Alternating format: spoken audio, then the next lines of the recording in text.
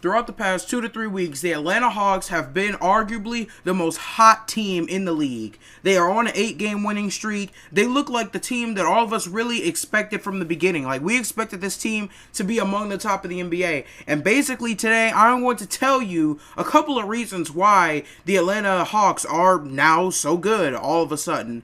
But before we get right into the video, make sure to like and subscribe. Click that notification button, help me out a little bit. And without further ado, let's get right into the video.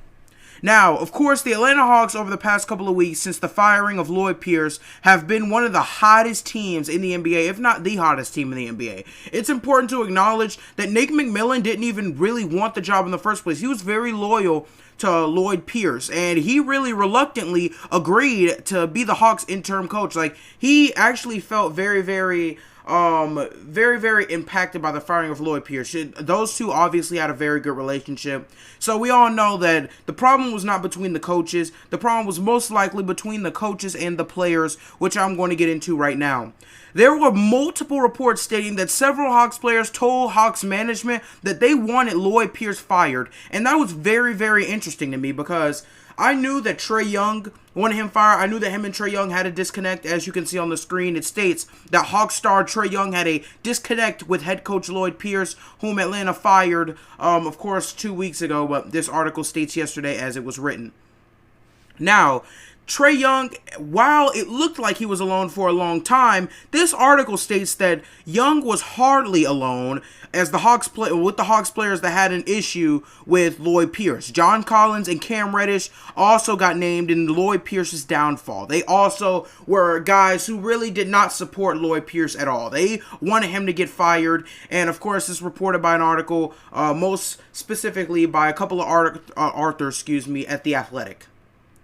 Now, sources also state that player support behind Trey Young was kind of dwindling at the end, and several desired their change with management. So, of course, it seems like back then, players sort of to deal with it when it says support was dwindling at the end. It seems like players were like, okay, we're just going to stick this out, see where it leads us. However, Trey Young seems to be very adamant in his approach here. He wants Lloyd Pierce fired, and he's made that loud and clear. And of course, they had a disconnect, but these two, this is between a coach and a player. This is the best player on your team, and while that might not be super important to some people, when you have somebody like Trey Young, a franchise-level guard, not liking the coaching, of course, with his play style, the amount of teammates he has, and the fact that he's probably the leader of that team, that becomes quite a big deal for not only the coaching staff, but also the guys in the locker room.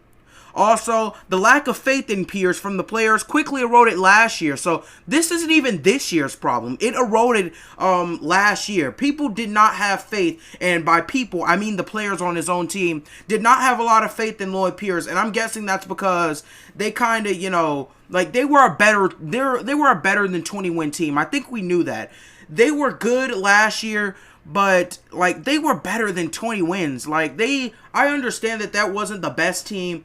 But 20 wins, it seems like toward the end of the season, they were just going through the motions. It was like, okay, let's get out of the season, try and get as high a pick as possible. And ultimately, that's what they did, which I think had an impact on the players' faith with their own head coach.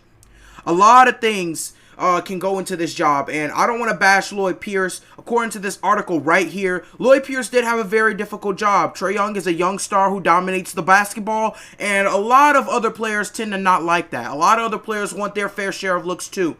That's the problem that John Collins had with Trey Young running the offense earlier in the season.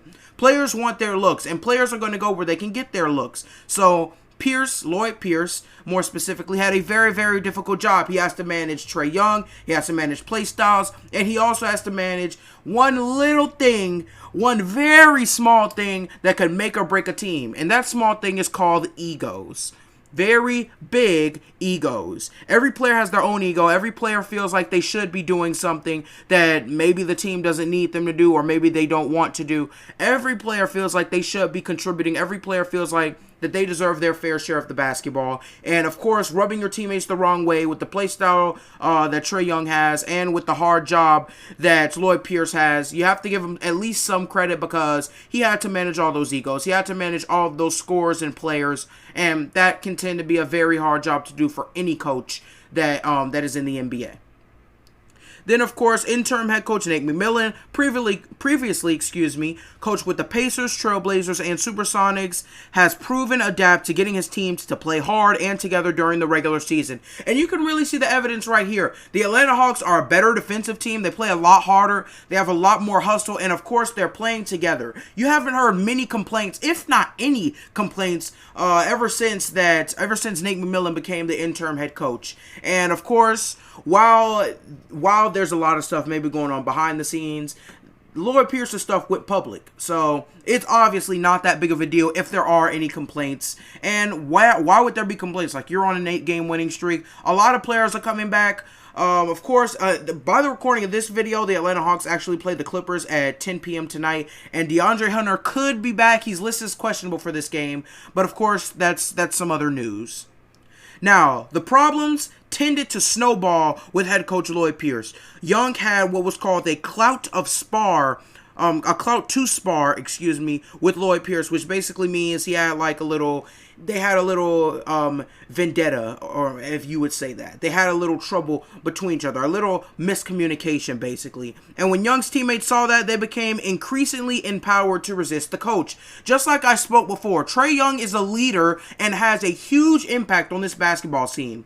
So if Trey Young speaks against the coach, if Trey Young does not like the coaching, if Trey Young feels like he's not getting the respect that him and his teammates deserves, he's going to say that. And with his word, the whole team is going to say that. And I think that's what really went into the firing. Trey Young, the best player, he didn't like his coaching, so the whole team, naturally, they're going to follow him in. They're going to be like, you know what? I have a problem with this guy too. You know what? I also have a problem with this guy. We should group together, get this guy out of here, and get something better for all of our situation. Now, a day after the firing, it was reported that several Hawks players were in support of bringing in a brand new head coach. And of course, that is in the form of an interim coach, which is probably going to end up being Nate McMillan. They were in huge support of bringing in a new head coach, and that's big because it would be a one thing if one main player was in support, but this thing says several players in support of bringing in a new head coach. Ladies and gentlemen, that's not a coaching problem. That's not a player problem. That is a coaching problem. If several of your best players on your team think that they don't think that a coach is giving them the necessary ideas, the necessary things that they need to win, they are going to say things like this. They're going to want a new head coach, and that was big for me because several players wanting a new head coach. I didn't even know Cam Reddish, who I'm going to get to a little bit later. I didn't even know Cam Reddish didn't like the head coach, and that's huge for me because rookies, they come in and they expect their fair share of the ball, but also they're going to make mistakes, and with mistakes, we're going to get into that a little bit later in the video. Now, on several occasions, Cam Reddish often felt picked on. And of course, this is probably not only Cam Reddish, but Cam Reddish was the only guy who spoke on it. He felt picked on by Lloyd Pierce for his rookie mistakes. And of course, we all know rookies are rookies. They're going to make mistakes. They're going to shoot low from the field. They're not going to get the basketball that much. However, Cam Reddish felt picked on for his mistakes as other players on the team felt that Lloyd Pierce was stunting not only Cam Reddish's, but the whole team's development. Once again, this goes into coaching. When your team feels like they're not getting what they need to win, they're going to say something and they're going to leave. And it also did not help that Lloyd Pierce appeared to openly criticize Trey Young, his all-star point guard, and the way he draws fouls. Now, speaking of this, the way he draws fouls, I don't agree with it personally, but it's the NBA rules, dude. The NBA is completely hooked on offense from now on. Like, the NBA offense has all the advantage right now, and that's just that. Every player is doing it right now. Steph Curry, LeBron James, Damian Lillard, Luka Doncic, all of the star players, they're doing that to get free throws. And while, of course, it's not the best rule, when you're a head coach, criticizing your best player and the way he gets to the free throw line is just not the way to go, guys. And of course, during a league office committee call on December 30th, Pierce was a couple of members that spoke out on the way certain players were able to draw foul calls. And you can read that whole thing if you want. But basically, this is a sort of, what's the word I'm looking for? A sort of summary on how Lloyd Pierce seemed to openly criticize his star point guard Trey Young on the way he draws fouls. And of course, we knew earlier in the year, and I spoke about this in an earlier video. Go check that out, link in the description. John Collins criticized Trey Young for the way he ran the offense, which led to tension between the two players. And once again, this all goes into Lloyd Pierce not being able to manage the egos. And when you're not able to manage the egos, when you're not able to get everybody their equal touches, this kind of stuff is going to happen. Players are going to end up being enemies, and then they're going to end up coming together and saying, hey, this head coach is not good for our situation. We are going to have to do something about this. However, in my conclusion, the Atlanta Hawks know how to manage, well, now that they have new head coach Nate McMillan, they now know how to manage the egos of all the players. Nate McMillan is a lot better at managing egos than Lloyd Pierce was. He's also making the team play more together, and of course that goes into managing those egos. You know, managing those egos, making sure everybody gets their touches, making sure everybody's in their right role, makes the team play more together, and that's simply why the Atlanta Hawks look like a better team during this 8-game stretch.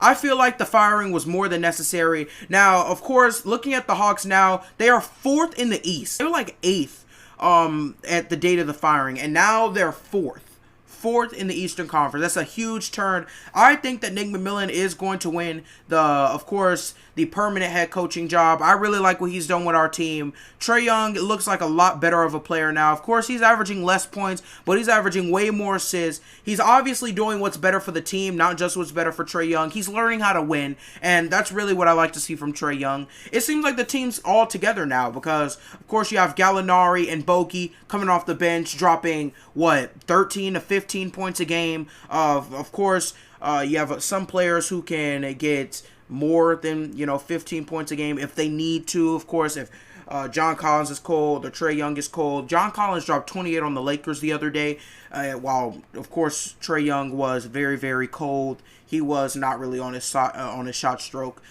Speaking of the Lakers, prayers up for LeBron James. I really hope he comes back and comes back fully. I don't think it was a dirty play by Solomon Hill at all. However, thank you for watching. Make sure to like and subscribe. Of course, there are going to be more videos coming out. I do 2 every week, so make sure to view my channel 2 times a week. And if you don't view my channel, you can always go to Spotify, iHeartRadio. I'm on a whole bunch of platforms, link in the description. And without further ado, stay loved, stay blessed. I'm going to end this video. Thank you for watching.